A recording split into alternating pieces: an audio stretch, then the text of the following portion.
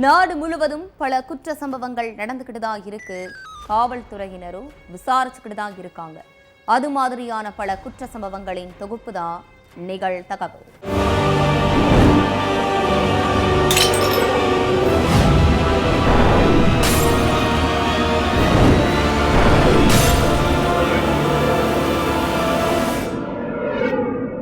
நிகழ்தகவு.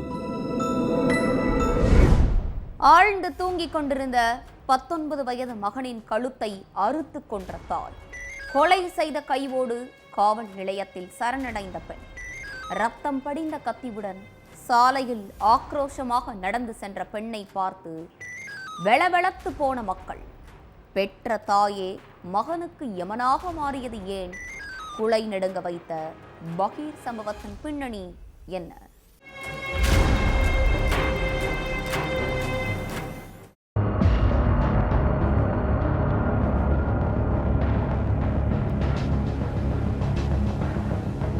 அதிகாலை நேரம் பால் வாங்கிறதுக்காக ஒரு சிலர் நடந்து போயிட்டு இருந்தாங்க. இன்னொரு பக்கம் ஒரு சில மக்கள் வாக்கிங் போயிட்டு இருந்தாங்க. மொத்த ஏரியாவும் அமைதியின் சொரூபமா இருந்துட்டு இருந்த நேரத்துல சேலையில ரத்தம் தெரித்தபடி பெண் ஒருத்தங்க கையில ரத்தம் படிஞ்ச கத்தியோட நடந்து போயிட்டு இருந்தாங்க. இதை பார்த்த ஏரியா மக்களுக்கு ஒரு நிமிஷம் மூச்சே நின்னு போச்சு. வாக்கிங் போயிட்டு இருந்த இளைஞர்கள் சிலர் அந்த பெண் கிட்ட போய் என்ன ஆச்சு ஏதாச்சுன்னு கேட்போம்னு நினைச்சிருக்காங்க. ஆனா அவங்க பார்க்கறதுக்கே பயங்கரமா இருந்ததால யாரும் அவங்க பக்கத்துல கூட போகல, பேச்சும் கொடுக்கல. அந்த பெண் எங்க தான் போறாங்கன்னு பார்க்கறதுக்காக ஒரு சிலர் அவங்க பின்னாடியே நடந்தும் போயிட்டு இருந்தாங்க. கண்ணுல கொலை வெறியோட ஆவேசமா நடந்து போனவங்க கடைசியில அங்க உள்ள போலீஸ் ஸ்டேஷன்ல போய் சரணடைஞ்சிருக்காங்க. அதிகாலை நேரத்திலேயே சேலை முழுக்க ரத்தம், கையில ரத்தம் படிந்த கத்தின்னு வந்து நின்ன பொண்ணை பார்த்து போலீஸ்காரங்களே ஒரு நிமிஷம் ஷாக் ஆகி இருக்காங்க. அதுக்கப்புறம் அவங்க கிட்ட நடத்தின விசாரணையில தான் எல்லா விஷயமும் தெரிய வந்திருக்கு. சென்னை சூளைமேடு பெரிய பாதை பகுதியை சேர்ந்தவங்க பிரமிளா. இவங்களுக்கு 3 மகன்கள். கணவர் ராமச்சந்திரன் கடந்த சில வருஷங்களுக்கு முன்னாடி உடம்பு சரியில்லாம இருந்துட்டாரு. அதுக்கு பிறகு பிரமிளா தான் 4 வீட்டுல 10 பாத்திரம் தேய்ச்சு தன்னுடைய 3 மகன்களையும் கவனிச்சுக்கிட்டு இருந்தாங்க. மூத்த மகனும் 2வது மகனும் தாய் சொல்லுக்கு மறுவார்த்தையே பேச மாட்டாங்களாம். ஆனா கடைசி மகன் முகிலன் அப்படி இல்லை.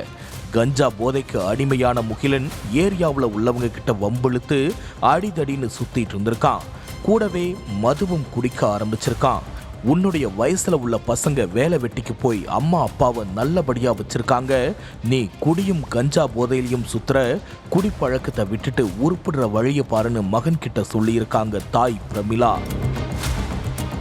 ஆனா அதையெல்லாம் கொஞ்சம் கூட காது கொடுத்து கேட்காத முகிலன் தினமும் குடிச்சிட்டு வர்றது, கஞ்சா போதையில அம்மா கிட்ட சண்டை போடுறதுன்னு பாடாய் படுத்தி எடுத்திருக்கான். உன்கிட்ட தினமும் மல்லுக்கட்டை வச்சுட்டு உங்க அப்பா போய் சேர்ந்துட்டாரு, கடைசியில நான் தான் போராடுறேன்னு வருத்தப்பட்டு இருக்காங்க பிரமிளா. வீட்டு வேலை பார்த்து பிரமிளா வச்சிருந்த 100-200 ரூபாயை கூட விடாம திருடிட்டு போய் மது குடிச்சிருக்கான் முகிலன். அந்த 100-200 ரூபாய் போதாதுன்னு சிறுக சிறுக சேர்த்து வச்சிருந்த நகையையும் வித்து மது குடிச்சு அழிச்சிருக்கான். இப்படி தினம் தினம் பிரச்சனை, வாக்குவாதம் போயிட்டே இருந்திருக்கு. அதுக்கு தீர்வே கிடைச்ச பாடில்ல. அதுல புதுசா இன்னொரு பிரச்சனையை இழுத்துட்டு வந்திருக்கான் முகிலன். ஏரியாவில் உள்ளவங்க கிட்டையும் அக்கம் பக்கத்துல இருக்கவங்க கிட்டையும் வம்பிழுத்து சண்டை போட ஆரம்பிச்சிருக்கான். அது பிரமிளாவுக்கு பெரிய தலைவலியை ஏற்படுத்தி இருக்கு. அக்கம் பக்கத்துல உள்ளவங்க பிரமிளாவை தவறா பேசவும் ஆரம்பிச்சிட்டாங்க. புள்ளைய வளர்க்க தெரியாம எப்படி வளர்த்து வச்சிருக்கா பாருன்னு பிரமிளா காது படவே பேசி இருக்காங்க. அந்த வார்த்தைகள் பிரமிளாவை ரொம்பவே மனசளவுல பாதிச்சிருக்கு. அத தாய் பிரமிளா தட்டி கேட்டிருக்காங்க. கஞ்சா, மது, இந்த போதைப் பொருளை எல்லாம் தூக்கி போட்டுட்டு உருப்படியா ஒரு வேலைக்கு போ, உனக்கடுத்து ஒரு தம்பி இருக்கான்னு மகனை பக்கத்துல உட்கார வச்சு அறிவுரையும் சொல்லியிருக்காங்க பிரமிளா. ஆனா அறிவுரை சொன்ன தாயோட கழுத்தை பிடிச்சு அவங்களுக்கு கொலை மிரட்டல் விட்டுருக்கான் முகிலன். இப்படியே மகன் கிட்ட தினம் தினம் போராடி இருக்காங்க. சில நாட்களுக்கு முன்னாடி அடிதடி கேஸ்ல ஜெயிலுக்கு போனவன் 3 நாளைக்கு முன்னாடி தான் ஜெயில இருந்து வந்திருக்கான். ஜெயிலுக்கு போயிட்டு வந்ததுக்கு அப்புறம் திருந்து இருப்பான்னு நினைச்சிட்டு இருந்த தாய் பிரமிளாவுக்கு ஏமாற்றம் தான் மிஞ்சி இருக்கு. சிறையில இருந்து வந்த நாள்ல இருந்து பிரமிளா கிட்ட குடிக்க பணம் கேட்டு தகராறு பண்ணியிருக்கான். அது மட்டும் இல்லாம பணம் தரலன்னா நீ தூங்கிட்டு இருக்கும்போது உன்னை கொலை பண்ணிடுவன்னு பகிரங்கமா கொலை மிரட்டலும் விட்டிருக்கான். ஃபுல் போதையில வீட்டுக்கு வந்த முகிலன் வீட்டில் தனியா இருந்த தாய் பிரமிளா கிட்ட அறிவாளை காட்டி குடிக்க பணம் கேட்டிருக்கான். பிரமிளாவும் உயிருக்கு பயந்து கையில வச்சிருந்த பணத்தை முகிலனுக்கு கொடுத்திருக்காங்க. தினம் தினம் இவன் கொடுக்கிற டார்ச்சர் தாங்க முடியல. ஒரு நாள் இல்ல ஒரு நாள் நம்மள அவன் கொலை பண்ணிடுவான்னு பயந்த பிரமிளா மகனை கொலை செய்ய திட்டம் போட்டிருக்காங்க. சம்பவத்தன்னைக்கு அதிகாலையில் 4 மணிக்கு ஃபுல் போதையில் ஆழ்ந்து தூங்கிட்டு இருந்த மகன் முகிலனுடைய கழுத்தை கத்தியால் அறுத்திருக்காங்க பிரமிளா. அதில் அதிகப்படியான ரத்தம் வெளியேறி துடிதுடிச்ச முகிலன் கொஞ்ச நேரத்திலேயே உயிரிழந்துட்டான். அதுக்கப்புறம் மகனை கொலை பண்ண கத்தியோட வடபழனி காவல் நிலையத்துக்கு போய் சரணடைஞ்சு வாக்குமூலம் கொடுத்துருக்காங்க. அடுத்து பிரமிளாவை கூப்பிட்டுட்டு சம்பவம் நடந்த வீட்டுக்கு போய் பார்த்தப்போ 19 வயதான முகிலன் ரத்தம் உறைஞ்சு போய் கொடூரமான முறையில் இருந்தான். அவனுடைய சடலத்தை கைப்பற்றின போலீஸ் போஸ்ட்மார்ட்டத்துக்காக ஹாஸ்பிட்டலுக்கு அனுப்பி வச்சுட்டு கொலையாளி பிரமிளாவை அரெஸ்ட் பண்ணி தொடர்ந்து விசாரிச்சுக்கிட்டு இருக்காங்க. முதற்கட்ட விசாரணையில பிரமிளா முகிலனை கொலை பண்ணலனும் அவங்களுடைய மூத்த மகன் ராஜபிரபா தன்னுடைய ஃப்ரெண்ட்ஸோட சேர்ந்து முகிலனை கொலை பண்ணியிருக்காங்க அப்படிங்கிறதும் தெரிய வந்திருக்கு. முகிலனால தாய் பிரமிளா அனுபவிக்கிற சித்திரவதையை பார்த்து ராஜபிரபா கொலை பண்ணியிருக்காரு. ராஜபிரபாவுக்கு 2 மாசத்துல கல்யாணம். இந்த நேரத்துல தம்பியை கொலை பண்ண கேஸ்ல ஜெயிலுக்கு போயிட்டா அவனுடைய வாழ்க்கையை கேள்விக்குறியாகிடும்னு நினைச்ச தாய் பிரமிளா ராஜபிரபா கிட்ட இருந்து கத்திய பிடுங்கிட்டு ஸ்டேஷன்ல போய் ஆஜராகி இருக்காங்க. மனைவியுடன் பைக்கில் சென்று கொண்டிருந்த கணவன் இருசக்கர வாகனத்தை வழிமறித்து நின்ற கருப்பு நிற கார். கண்ணுமைக்கும் நேரத்தில் நடந்த பயங்கரம். பட்ட பகலில் மனைவியுடன் சென்ற இளைஞரை சுட்டுக் கொன்றது எந்த கும்பல்? கொலைக்கான பின்னணி என்ன?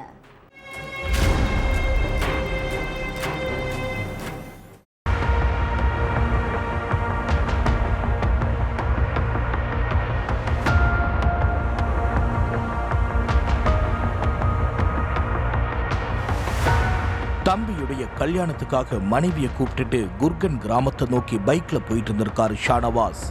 அப்போ அங்க வேகமா வந்த கருப்பு நிற கார் ஒண்ணு ஷானவாஸுடைய பைக்கை வழிமறைச்சு நின்று இருக்கு. முகம் தெரியாத அளவுக்கு முகமூடி அணிஞ்சுக்கிட்டு கார்ல இருந்து இறங்கின 4 பேர் ஷானவாஸை சர மாரியா தாக்கி இருக்காங்க. யார் நீங்க? என்ன எதுக்கு அடிக்கிறீங்க? நான் என்ன தப்பு செஞ்சேன்? என்ன உயிரோட விட்டுருங்கன்னு அந்த கும்பல் கிட்ட கெஞ்சி இருக்காரு ஷானவாஸ். ஆனா ஷானவாஸ் சொல்ற எதையுமே காதுல வாங்காத அந்த கும்பல் கத்தியை எடுத்து அவரை சர மாரியா கொத்தி இருக்காங்க. அடுத்து அவர்கிட்ட இருந்த 1.5 லட்சம் ரூபாய் பணத்தையும் அவருடைய பைக்கையும் திருடின கும்பல் மறைச்சு வச்சிருந்த துப்பாக்கியை எடுத்து ஷானவாஸை சர மாரியா சுட்டுட்டு அங்க இருந்து தப்பிச்சு போயிட்டாங்க.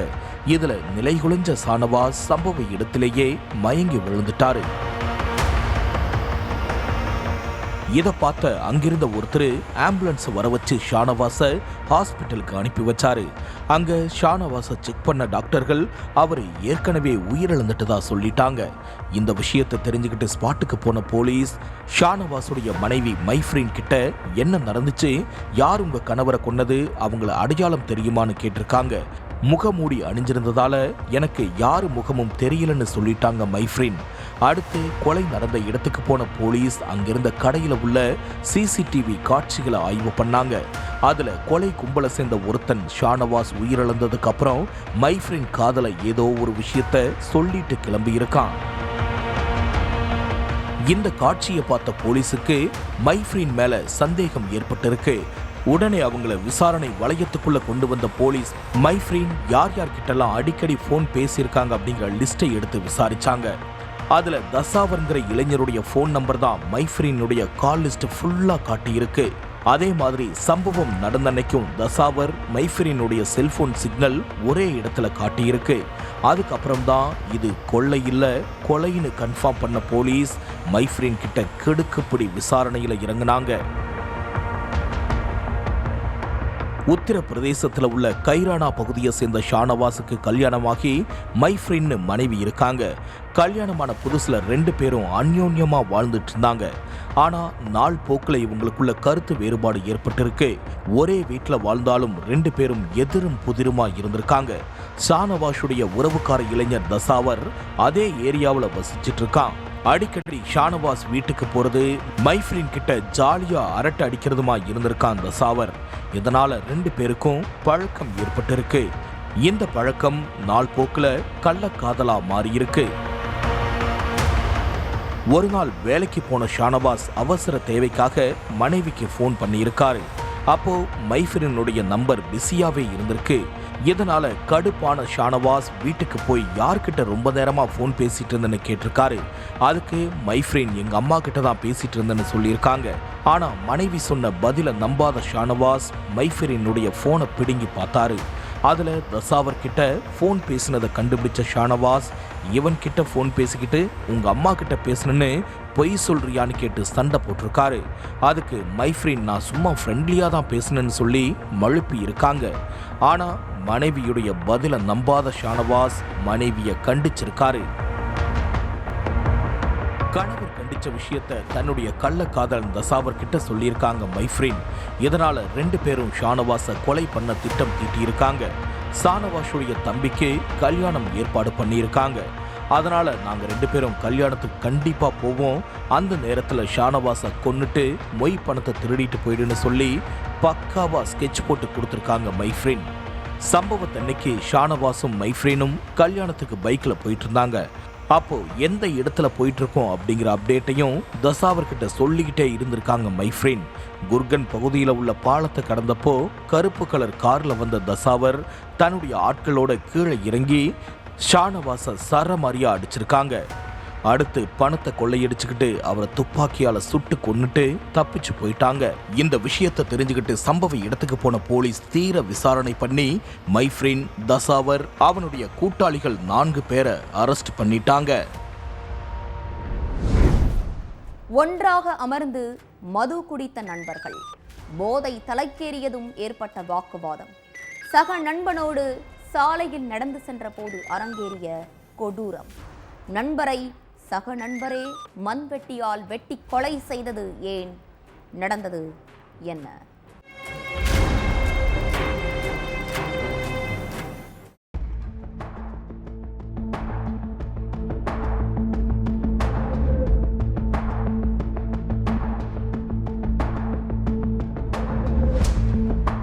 வேலை முடிஞ்சு நைட்டு 11 மணிக்கு முதியவர் ஒருத்தர் வீட்டுக்கு போயிட்டு இருந்தாரு. அப்போ பொன்னியம்மன் கோவில் 2வது தெருவுல ரத்த வெள்ளத்துல சடலம் ஒண்ணு கிடந்திருக்கு. சடலத்துக்கு கிட்ட போய் பார்த்தப்போ இருந்து கிடக்கிறது அதே ஏரியாவில் உள்ள மார்ட்டின்னு தெரிய வந்திருக்கு. இந்த செய்தி அந்த பகுதியில காட்டு தீ போல பரவுனதால அந்த ஏரியா மக்கள் எல்லோரும் பொன்னியம்மன் கோவில் தெருவுல கூடியிருக்காங்க. மார்ட்டினை யார் இப்படி கொலை செஞ்சதுன்னு பொதுமக்களுக்கு ஒரே குழப்பமா இருந்திருக்கு. இந்த விஷயத்தை கேட்டு ஸ்பாட்டுக்கு போன போலீஸ் சடலத்தை மீட்டு போஸ்ட்மார்ட்டத்துக்கு அனுப்பி வச்சாங்க. இதுக்கிடையில ரத்தம் படிஞ்ச மண்வெட்டியோட அதே ஏரியாவில் ஒருத்தர் மது போதையில சுத்திட்டு இருக்கிறதா போலீஸுக்கு தகவல் போயிருக்கு. உடனே அந்த நபரை ஸ்டேஷனுக்கு கூப்பிட்டுட்டு போய் விசாரணையில இறங்கினாங்க போலீஸ். அதுல அவருடைய பேரு ராஜாங்கிறது தெரிய வந்திருக்கு. ஃபுல் போதையில இருந்ததால போலீஸ் கிட்ட ராஜா முன்னுக்கு பின் முரணா பதில் அளிச்சிருக்கான். இதனால கடுப்பான போலீஸ் அவரோட அட்ரஸை மட்டும் வாங்கி வச்சுக்கிட்டு வீட்டுக்கு அனுப்பி விட்டுருக்காங்க. அடுத்து அங்குள்ள வீட்டில் இருந்த சிசிடிவி கேமராக்களை ஆய்வு பண்ணாங்க. அதுல உயிரிழந்த நபரும் ராஜாவும் மது போதையில ஒன்னா நடந்து போன காட்சி பதிவாகி இருந்திருக்கு. ராஜா தான் மார்ட்டினை கொலை செஞ்சான்றதை கன்ஃபார்ம் பண்ண போலீஸ் மறுநாள் காலையில ராஜாவுடைய வீட்டுக்கு போயிருக்காங்க. ஆனா ராஜா வீட்டுல இல்ல. ராஜாவை தேடி அந்த ஏரியா ஃபுல்லா அலைஞ்சிருக்காங்க. அப்போ அங்குள்ள ஒரு வீட்டுல ராஜா கட்டுமான வேலை செஞ்சிட்டு இருக்கிறதா போலீஸுக்கு தகவல் கிடைச்சிருக்கு. உடனே அங்க போன போலீஸ் ராஜாவை போலீஸ் ஸ்டேஷனுக்கு அழைச்சிட்டு போய் விசாரிச்சிருக்காங்க. சென்னை விருகம்பாக்கத்தில் உள்ள மார்ட்டினுங்கிற நபருக்கு கல்யாணமாகி குழந்தைகள் இருக்காங்க. இவர் குன்றத்தூர்ல கட்டுமான வேலை செஞ்சுட்டு குடும்பத்தோட வாழ்வாதாரத்தை பார்த்துட்டு இருந்திருக்காரு. வேலை செய்யற இடத்துல மார்ட்டினுக்கு சரவணன் ராஜான்னு ஃப்ரெண்ட்ஸ் கிடைச்சிருக்காங்க. தினமும் வியர்வை சிந்தி வேலை செய்கிற மார்ட்டின் நைட் ஆனதும் ஃப்ரெண்ட்ஸ் கூட சேர்ந்து மது குடிச்சிட்டு வீட்டுக்கு போறதையே வழக்கமா வச்சிருந்திருக்காரு. அக்கம் பக்கத்துல உள்ளவங்க கிட்டையும் சண்டை போட்டு பிரச்சனை பண்ணிட்டு இருந்திருக்காரு மார்ட்டின். இதனால கணவன் மனைவிக்குள்ள அடிக்கடி பிரச்சனை ஏற்பட்டிருக்கு. கணவனுடைய செயலை பார்த்து கோபமான மனைவி டெய்லி குடிச்சிட்டு வந்து சண்டை போட்டு ஏன் என் மானத்தை வாங்குறன்னு கணவனை திட்டியிருக்காங்க. ஆனா அதை காது கொடுத்து கேட்காத மார்ட்டின் எனக்கே அறிவுரை சொல்றியான்னு மனைவியை போட்டு அடிச்சு சித்திரவதை பண்ணியிருக்காரு. கணவனோட நடவடிக்கையை பார்த்து கடுப்பான மனைவி தன்னுடைய அம்மா வீட்டுக்கு போயிட்டாங்க. அதுக்கப்புறம் நடந்த சம்பவத்தை தன்னோட ஃப்ரெண்டு சரவணன் கிட்ட சொல்லி புலம்பி இருக்காரு மார்ட்டின். மார்ட்டினுடைய நிலைமையை பார்த்து பரிதாபப்பட்ட சரவணன் அவரை தன்னுடைய ரூம்லேயே தங்க வச்சுக்கிட்டாரு. சரவணனுக்கு சிறுநீரக பிரச்சனை இருக்கிறதால சமீப காலமா அவர் மது குடிக்காம இருந்திருக்காரு. ஆனா மார்ட்டின் அவருடைய ரூம்ல தங்க வச்சதுல இருந்து சரவணனும் டெய்லி மது குடிக்க ஆரம்பிச்சிருக்காரு. இந்த விஷயத்தை தெரிஞ்சு அதிர்ச்சியான சரவணனுடைய நெருங்கின நண்பனான ராஜா இப்பதான் மஞ்ச காமாலை நோய் சரியாகி நல்லபடியா இருக்க அதுக்குள்ள ஏன் மது குடிச்சிட்டு சுத்துறன்னு திட்டி இருக்காரு. அதுக்கு சரவணன் மார்ட்டின் தான் டெய்லி சரக்கு வாங்கி தரான், என்னால கண்ட்ரோல் பண்ண முடியலன்னு பதில் சொல்லியிருக்கான். சரவணன் உடல் நலம் பாதிக்கப்பட்டவரு, அவருக்கு ஏன் டெய்லி மது வாங்கி கொடுக்கறன்னு மார்ட்டினை கண்டிச்சிருக்காரு ராஜா. இதனால 2 பேருக்கும் இடையில பயங்கர வாக்குவாதம் ஏற்பட்டிருக்கு. சம்பவத்தன்னைக்கு மார்ட்டின், ராஜா, சரவணன் 3 பேரும் ஒன்னா உட்கார்ந்து மது குடிச்சிட்டு இருந்தாங்க. அப்போ மார்ட்டின் சரவணனுக்கு மதுவை ஊத்தி இருக்காரு. அதை பார்த்து கடுப்பான ராஜா சரவணனுக்கு சிறுநீரக பிரச்சனை இருக்கு, உன்கிட்ட பல முறை சொல்லியிருக்கேன், மறுபடியும் ஏன் மது ஊத்தி கொடுக்கறன்னு சண்டை போட்டிருக்காரு. அப்போ அங்க இருந்த சரவணன் எனக்காக நீங்க சண்டை போடாதீங்கன்னு கோபப்பட்டு அங்கிருந்து கிளம்பி போயிட்டாரு. சரவணன் கிளம்பி போனதுல கோபமான ராஜா மார்ட்டினை ஏதாவது செய்யணும்னு திட்டம் தீட்டி இருக்கான். மது போதையில 2 பேரும் ஒன்னா நடந்து போயிட்டு இருந்தப்போ மறுபடியும் ராஜாவுக்கும் மார்ட்டினுக்கும் பிரச்சனை ஏற்பட்டிருக்கு. இதனால கடுப்பான ராஜா கீழே கிடந்த மண்வெட்டியை எடுத்து மார்ட்டினுடைய தலையில சரமாரியா வெட்டி இருக்கான். இதுல ரத்த வெள்ளத்துல சரிஞ்சு விழுந்த மார்ட்டின் துடி துடிக்க உயிரிழந்துட்டாரு. இந்த விஷயத்தை தெரிஞ்சுக்கிட்டு சம்பவ இடத்துக்கு போன போலீஸ் விசாரணை பண்ணாங்க. விசாரணை முடிவுல எல்லா உண்மையும் தெரிஞ்சுக்கிட்ட போலீஸ் ராஜாவை அரெஸ்ட் பண்ணிட்டாங்க.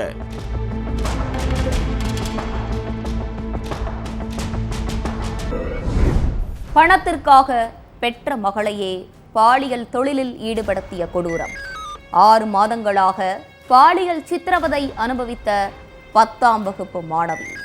10ற்கும் மேற்பட்டவர்களை விசாரணை வளையத்திற்குள் கொண்டு வந்த காவல்துறையினர். அதிர வைத்த கொடூர சம்பவத்தில் அடுத்தடுத்து சிக்கப் போகும் விஐபிக்கள். பெற்ற மகளை இழித்தொழிலில் ஈடுபடுத்திய இரக்கமற்ற தாய் சிக்கியது எப்படி? பின்னணி என்ன?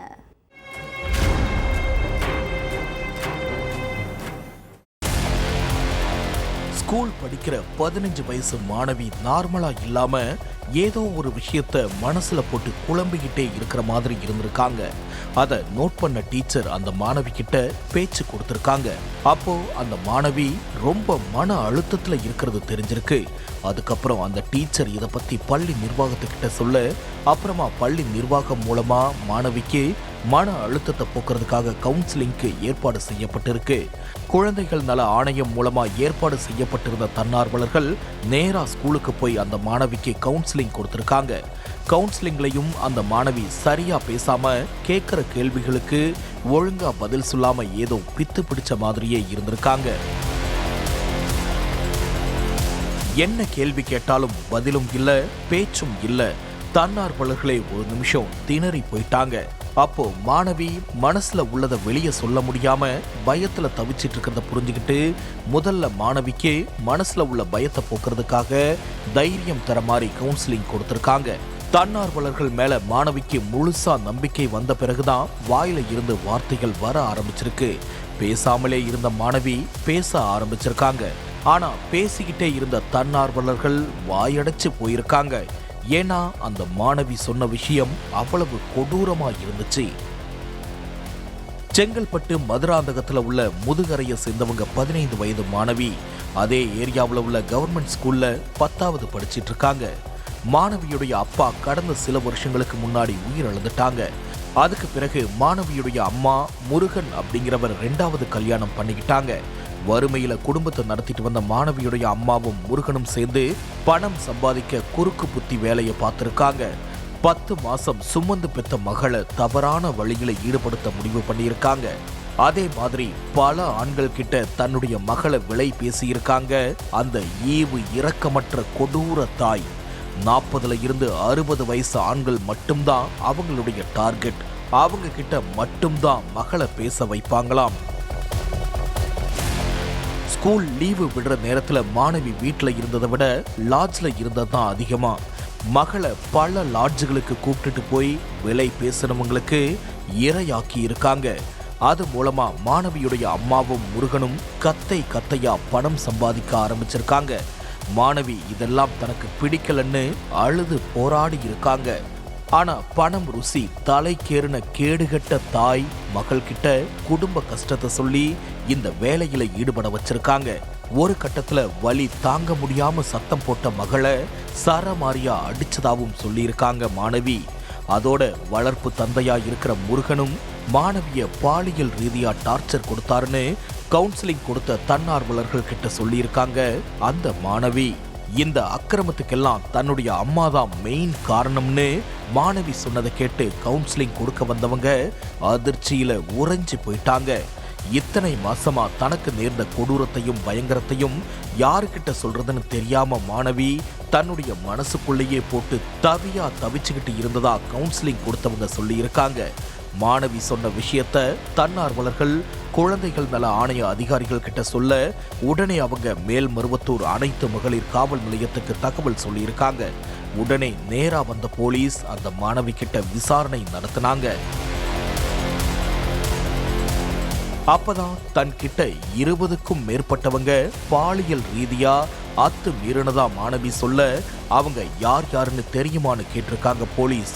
கிட்டத்தட்ட 10க்கும் மேற்பட்டவங்களுடைய பேரை சொன்ன மாணவி மற்ற யாருடைய பேரும் தெரியாதுன்னு சொல்லி இருக்காங்க. ஆனா அதுல சில பிரபலமான பெரிய ஆட்கள் இருந்தாங்கன்னு சொல்லி அதிர வச்சிருக்காங்க. அதுக்கு பிறகு மாணவி சொன்னதை வச்சு போக்சோ கேஸ் ஃபைல் பண்ண போலீஸ் இதுவரை மாணவியோட அம்மா முருகன்னு மொத்தம் 4 பேரை கைது செஞ்சிருக்காங்க. அது போக மாணவி 8 நபர்களோட அங்க அடையாளங்களை சொல்லி இருக்காங்க. அதை வச்சு ஒவ்வொருத்தங்களுடைய பேரையும் அட்ரஸையும் கண்டுபிடிச்சு மாணவிய சீரழிச்ச அத்தனை பேரையும் பிடிக்கிற வேலையில போலீஸ் தீவிரமா இறங்கி இருக்காங்க. ரயில்வே தண்டவாளத்தில் சடலமாக கிடந்த இளைஞரின் சட்டை பையில் இருந்த ஆதார் கார்டை வைத்து துப்பு துலக்கிய போலீஸ். போஸ்ட்மார்ட்டம் ரிப்போர்ட்டால் வெளிவந்த பகீர் உண்மை. மருமகனின் மரணத்தில் சந்தேகம் இருப்பதாக கூறிய மாமியார் இளைஞரை வெட்டி கொலை செய்துவிட்டு தற்கொலையாக செட்டப் செய்த சிறுவர்கள் சிக்கியது எப்படி? பின்னணியில் யார்?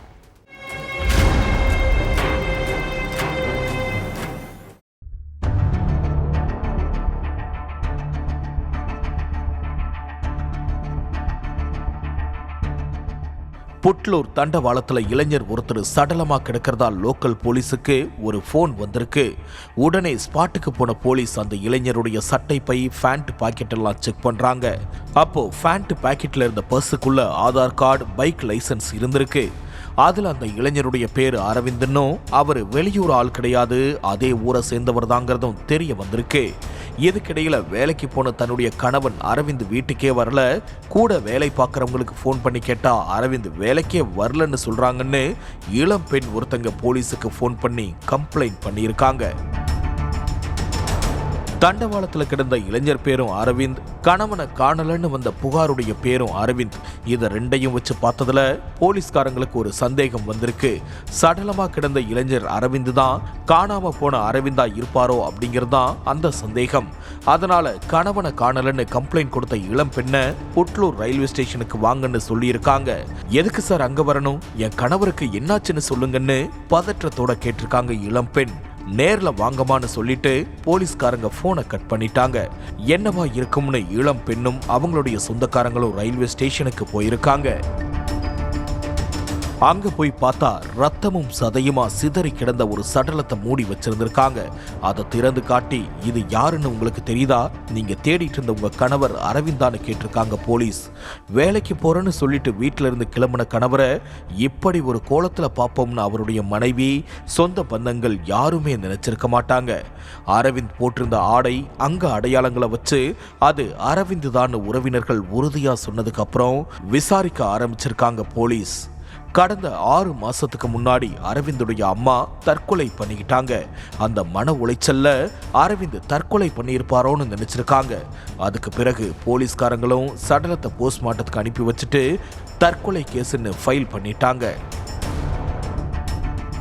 இதுக்கு நடுவுல ஒரு வாரத்துக்கு அப்புறம் அரவிந்துடைய போஸ்ட்மார்ட்டம் ரிப்போர்ட் வந்திருக்கு. அதுல அரவிந்த யாரோ கண்டந்துண்டமா வெட்டி போட்டிருக்காங்கன்னு, ரயில் மோதி அவர் உயிரிழந்ததுக்கான எந்த தடயமும் இல்லைன்னு பதிவாகி இருந்திருக்கு. உடனே அரவிந்துடைய மாமியார் தன்னுடைய மருமகன் மரணத்துல சந்தேகம் இருக்கிறதா போலீஸ்ல புகார் தெரிவிச்சிருக்காங்க. அதுக்கு பிறகு தற்கொலை கேஸ கொலை கேஸா ஃபைல் பண்ண போலீஸ் புலன் விசாரணையில இறங்கினாங்க. முதல் கட்டமா அரவிந்த் கடைசியா யார்கிட்ட பேசினாங்கிற லிஸ்டை எடுத்தாங்க. அதுல உஷாங்கிற பொண்ணுக்கு தான் அரவிந்த் நிறைய டைம் கால் பண்ணியிருந்திருக்காரு. அந்த பொண்ணை பிடிச்சா ஏதாவது தெரிய வரும்னு நினைச்ச காவலர்கள் அந்த பொண்ணை பிடிச்சு விசாரிச்சிருக்காங்க. அதுலதான் அரவிந்துக்கு என்ன ஆச்சுங்கிறதே தெரிய வந்திருக்கு. திருவள்ளூர் மாவட்டம் புட்லூரை சேர்ந்தவங்க சரவணன் ஜான்சி தம்பதி. இவங்களுடைய மகன்தான் 29 வயசான அரவிந்த். இவருக்கும் சாரிகாங்கிற இளம் பெண்ணுக்கும் கல்யாணமாகி 4 வயசுல ஒரு பெண் குழந்தை இருக்கு. அரவிந்த் டாஸ்மாக் குடோன்ல மதுபானங்களை இறக்குற வேலை பார்த்துட்டு இருந்தாரு. அப்படி வேலைக்கு போகும்போது அரவிந்த் குடிப்பழக்கத்துக்கு அடிமையாகி இருக்காரு. அது மட்டும் இல்லாம ரவுடிகளுடைய சவகாசம் வச்சுக்கிட்டு அட்டூழியம் பண்ணி இருக்காரு. மகன் போதைக்கு அடிமையானதை நினைச்சு மன உளைச்சல்ல இருந்த தாய் ஜான்சி கடந்த 6 மாசத்துக்கு முன்னாடி தூக்கு மாட்டி தற்கொலை பண்ணிக்கிட்டாங்க. ஆனா அரவிந்த் மது போதையை மட்டும் கைவிடவே இல்லை.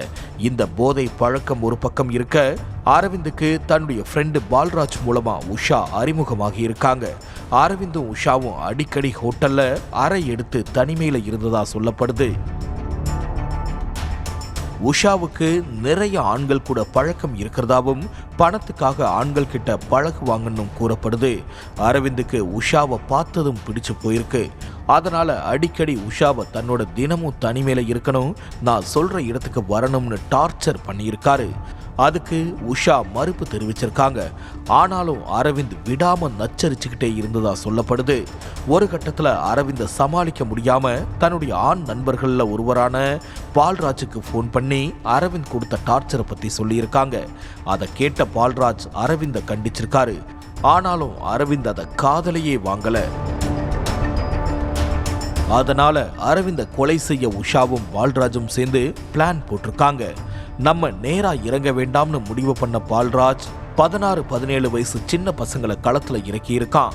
ஜூன் 19ஆம் தேதி அரவிந்துக்கு ஃபோன் பண்ண பால்ராஜ், மச்சான் வெளியே போய் ரொம்ப நாளாச்சு, எங்கேயாச்சும் போகலாம் வாடான்னு கூப்பிட்டுருக்காங்க. அரவிந்தும் வேலைக்கு கிளம்புறேன்னு சொல்லிட்டு வீட்டில இருந்து கிளம்பி இருக்காரு. அதுக்கு பிறகு நேர்ல சந்திச்சுக்கிட்ட பால்ராஜும் அரவிந்தும் நாள் முழுக்க மது குடிச்சிருக்காங்க.